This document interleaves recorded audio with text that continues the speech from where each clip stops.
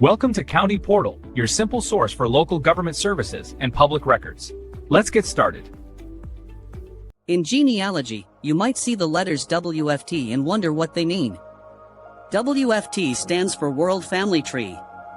This was a massive project started back in the 1990s by a company called Broderbund, which you might remember for their software like the print shop.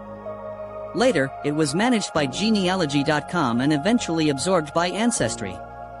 The goal of World Family Tree was huge, to collect and link as many family trees from around the world as possible. In a time before high-speed internet was in every home, this was a revolutionary idea. People would buy these collections on CD-ROMs, pop them into their computers, and suddenly have access to millions of names and connections submitted by other researchers. But here's the critical part you need to understand. World Family Tree has a very bad reputation among experienced genealogists, and for a good reason. The information was almost entirely user-submitted without any requirement for sources. Think about that. People could type in anything they wanted. There were no birth certificates, no census records, no marriage licenses attached. It was just a giant digital collection of what other people thought their family tree was. This created a massive problem. If one person made a mistake, like getting a birth date wrong or connecting the wrong parents to a child, other people would see it on a WFT CD-ROM, assume it was correct, and copy it into their own tree. Then that copied error would be submitted and published on another CD-ROM.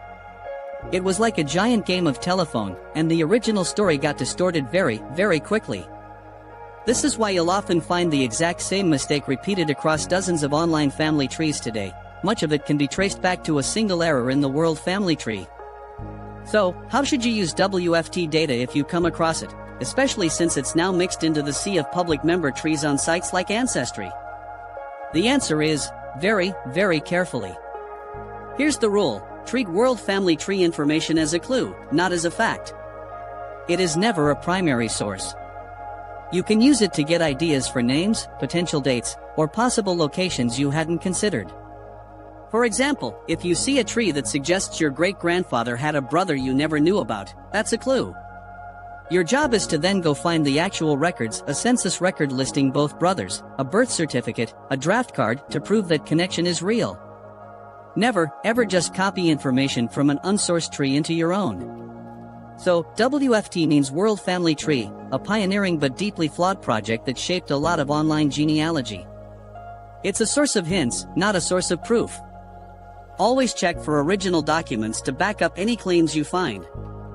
Thanks so much for watching this quick guide. If you found this explanation helpful and want more genealogy tips and tricks, please consider hitting that like button and subscribing to the channel.